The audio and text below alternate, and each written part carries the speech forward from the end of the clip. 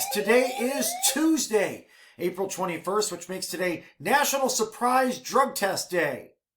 Uh-oh. Yeah, hopefully you're not in that position. Hopefully you've been taught well in health class, and you make sure to stay away from those drugs. Anyways, it's also the Queen's birthday today. So, ooh, there you go there. She's, 94? How about that? Counselors Connect series is back again this week. Ms. Sharin has put it together and has some new careers that you can look at and also some daily reminders to keep you mentally strong as well. Earth Day is tomorrow, and Ms. Richter has taken a good lead on that. More information, join at earthday.org for those celebrations. And just because you feel fine doesn't mean you don't have the coronavirus.